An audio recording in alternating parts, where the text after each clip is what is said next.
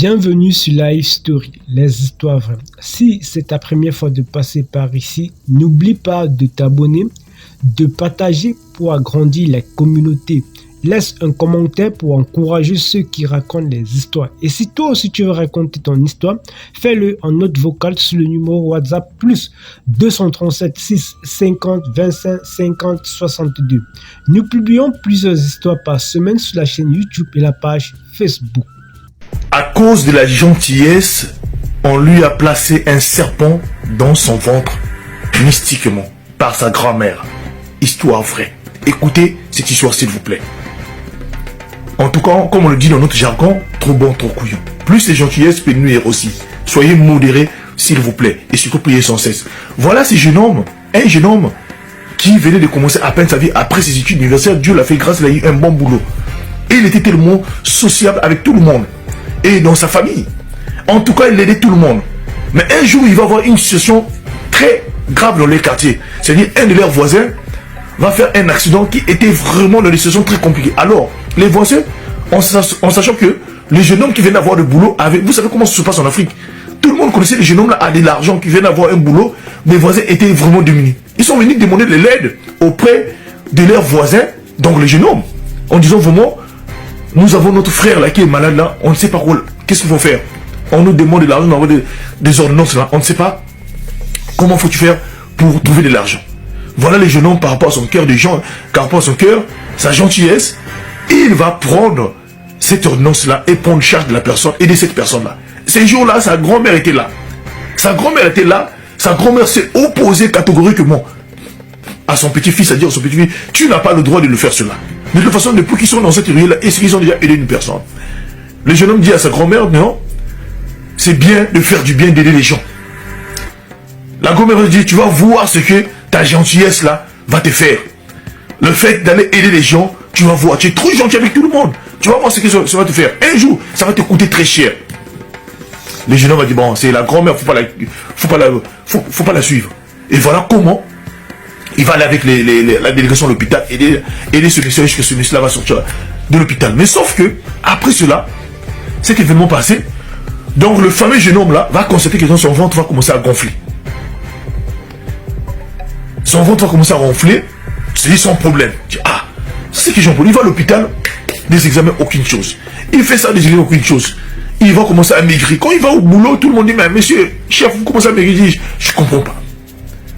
Tous les jours, c'était des maladies. Il fait tout. Il va chez les tradis pour dire rien. Il dit, hé. Mais comme il était encore célibataire, il était encore célibataire avec console à la maison, il vivait avec ses grands-parents et tout le monde. C'est lui qui avait des moyens. Il se dit qu'il ne va pas. Après un jour, un de ses collègues au travail ont dit, non, ça serait mieux, comme tu fais tout, ça ne marche pas, ça serait mieux d'aller aussi à l'église, d'aller voir si on peut t'aider. Voilà comment quand tu vas partir à l'église, on va lui dire que ce jour-là, le pasteur va le recevoir. Après avoir prié, on va lui dire que tu es un homme bon. Mais il faut prier, nous allons prier, Dieu va faire grâce. Voilà quand tu vas arriver à l'église.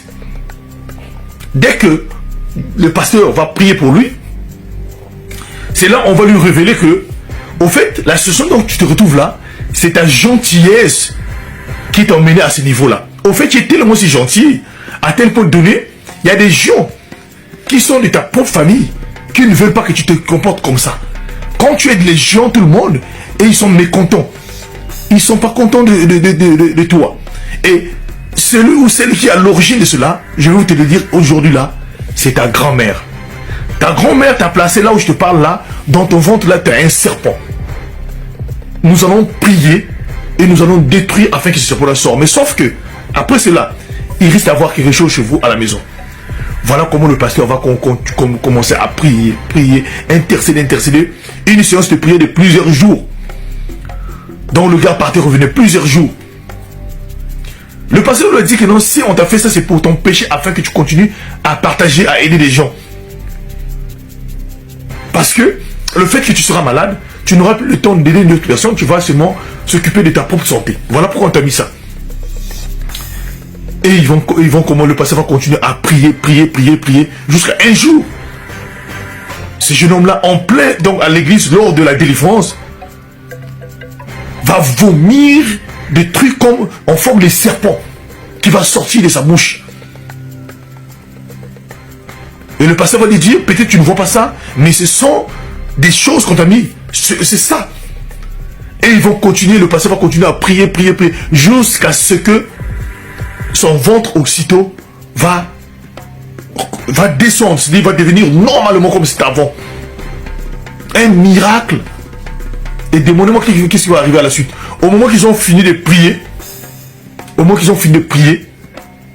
voilà, même pas quelques minutes après, on les appelle à la maison que non, la grand-mère venait de faire une crise de tension car elle est décédée. On n'a pas pu l'emmener à l'hôpital. Il a failli pleurer, commencer à pleurer. Le pasteur dit, il ne faut pas pleurer. Car s'il est mort, c'est parce que toi, tu viens d'être délivré.